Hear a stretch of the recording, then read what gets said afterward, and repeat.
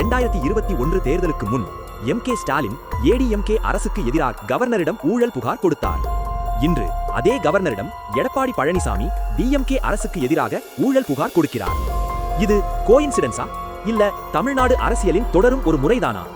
2021 சட்டமன்ற தேர்தலுக்கு முன் எடப்பாடி பழனிசாமி அவர்கள் தலைமையில் இருக்கக்கூடிய ஆட்சியில 4 வருஷத்துல எல்லா துறைகளிலுமே ஊழல் குறைபடி போயிருக்கு.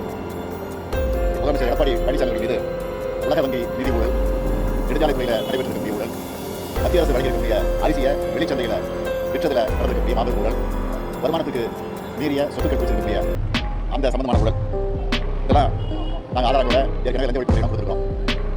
துணை முதலமைச்சராக இருக்கக்கூடிய ஓ பன்னீர்செல்வம் அவரும் வருமானத்துக்கு மீறிய சொத்துக்களை குவிச்சிருக்கக்கூடிய அந்த ஊழல் குறித்து கொடுத்து எந்த நடவடிக்கை எடுக்கல.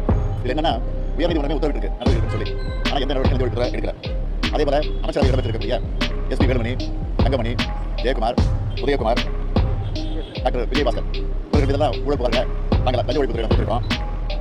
நடவடிக்கை எடுக்காத காரணத்தினால அந்த புகாருக்குரிய ஆதாரங்கள் எல்லாம் ஒன்று திரட்டி இன்றைக்கு நாங்கள் ஆளுநரத்தில் அதெல்லாம் கொடுத்துருக்கோம். எம்.கே. ஸ்டாலின் ஏடிஎம்கே அரசு மீது பல ஊழல் குற்றச்சாட்டுகளை முன்வைத்தார்.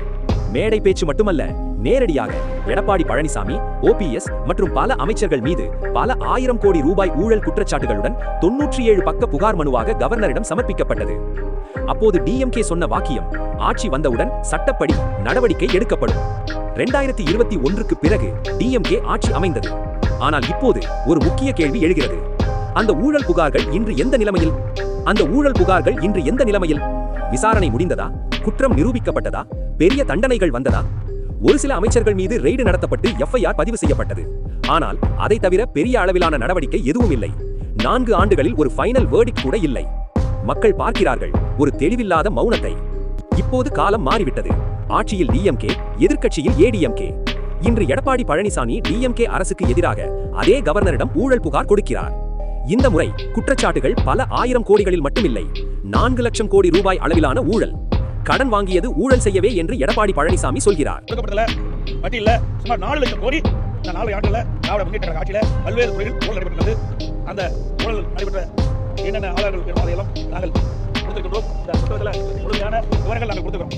நான் குறிப்பிட்ட துறைகளில் ஒவ்வொரு துறையிலும் 1000 கோடி ஊழல் நடைபெற்ற முழுமையாக இந்த புத்தகத்தில் இடம்பெற்றது. ஆதாரத்துறை இடம்பெற்றது. இதை கொடுத்துக்கிறோம். ஆளுநரிடத்தில் கோரிக்கை வைத்திருக்கிறோம். இந்த 4 ஆண்டு காலத்தில் பல்வேறு துறையில் நடைபெற்ற 4 லட்சம் கோடியை இதை ஒரு விசாரணை கமிஷன் அமைத்து விசாரிக்க வேண்டும். இந்த விசாரணை கமிஷனுக்கு உச்சநீதிமன்ற ஓய்வு பெற்ற நீதிபதியை நியமிக்க வேண்டும் என்று கோரிக்கை. இங்கே ஒரு சின்ன அப்சர்வேஷன். புகார், தேர்தல், இந்த இரண்டும் ஏன் எப்போதும் ஒன்றோடு ஒன்று வருது? தமிழ்நாடு அரசியலில் ஒரு பேட்டர்ன் இருக்கிறது. தேர்தலுக்கு முன் ஊழல் புகார், ஆட்சி மாறியதும் அமைதி, அடுத்த தேர்தல் வந்ததும் புதிய புகார். இது ஊழல் ஒழிப்பா இல்ல தேர்தல் ஆயுதமா? இன்னொரு முக்கிய கேள்வி, கவர்னர் விசாரணை அதிகாரியா இல்ல அரசியல் நடுவர் தானா? புகார் கொடுக்கலாம், ஆனால் நடவடிக்கை எடுப்பது யார் கையில்? அவர் செய்யக்கூடியது புகாரை ஃபார்வர்ட் பண்ணுவது, விளக்கம் கேட்பது. ஆனால் எஃப்ஐஆர், இடி, சிபிஐ, டிவிஏசி எல்லாம் அரசாங்க கட்டுப்பாட்டில் இருக்கும் அமைப்புகள். இந்த அரசியல் சண்டையில் உண்மையிலேயே பாதிக்கப்படுவது மக்கள்தான். ஊழல் உண்மையாயிருந்தாலும் தண்டனை இல்லை, பொய்யாயிருந்தாலும் விளக்கம் இல்லை. எம்.கே. ஸ்டாலின் புகார், எடப்பாடி பழனிசாமி புகார், இரண்டும் தமிழ்நாடு அரசியலின் 2 பக்கங்கள்.